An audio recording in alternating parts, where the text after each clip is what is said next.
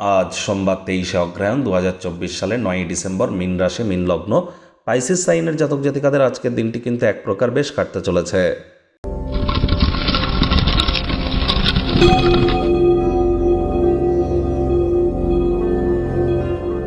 ভিডিওটি শুরুতেই স্ক্রিনে আপনারা দেখতে পাচ্ছেন মহাদেবের রুদ্র গায়ত্রী মন্ত্র। ওম তৎপুরুষায় বিদ্মহে মহাদেবায় ধীমহি তন্ন রুদ্র প্রচোদয়াৎ।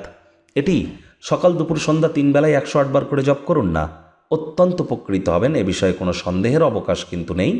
আর পারলে আজ আপনারা অবশ্যই শিবলিঙ্গের অভিষেক করুন, উপকৃত হবেন। কলা পাতায় আপনারা দুপুরের আহার গ্রহণ করুন এবং সন্ধেবেলার সময় বা সূর্যের আলো ডুবে যাওয়ার পর চাঁদের আলো আপনারা গায়ে লাগান।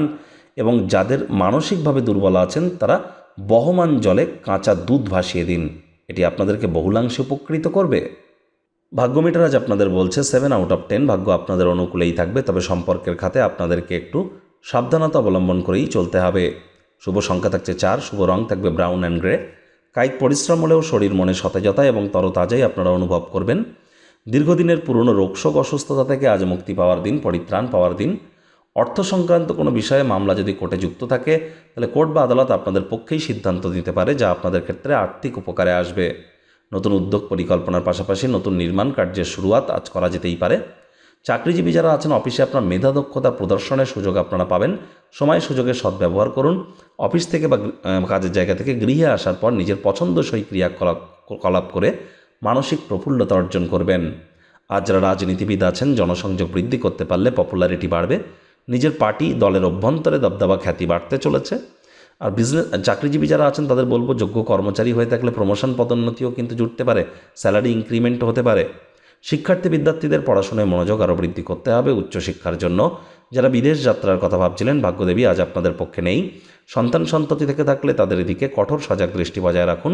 হাউসওয়াইফ যারা আছেন দিনের শুরুটা তাড়াতাড়ি করুন। প্রেমিক প্রেমিকা স্বামী স্ত্রী উভয়ের ক্ষেত্রেই বলবো, রূঢ় বাক্যের প্রয়োগ, অশ্লীল ব্যবহার যেন করবেন না। তৃতীয় কোনো ব্যক্তিকে ভুলেও সম্পর্কের মধ্যে প্রবেশ করতে দেবেন না। সম্পর্কের দুর্বলতা কিন্তু আরও বেড়ে যেতে পারে। পরিবার পরিজনদের উপরে জোর করে নিজের মতামতকে জাহির করলেই ক্ষতি। কি বলছেন, কোথায় বলছেন, কেন বলছেন ভাবনা চিন্তা করে বলুন। কথায় আছে, রাগ কিন্তু স্বল্প পাগলামির একটি রূপান্তর মাত্র। গৃহের প্রতি সকল প্রকার দায়িত্বগুলিকে সঠিক সময়ের মধ্যে পালন করতে হবে। শত্রুপক্ষ বিরোধী পক্ষ আজ কিন্তু খুব একটি শক্তিশালী থাকছে না। সুতরাং এ বিষয়ে অতিরিক্ত টেনশন গ্রহণ করবার কোনো প্রয়োজনীয়তাই কিন্তু নেই।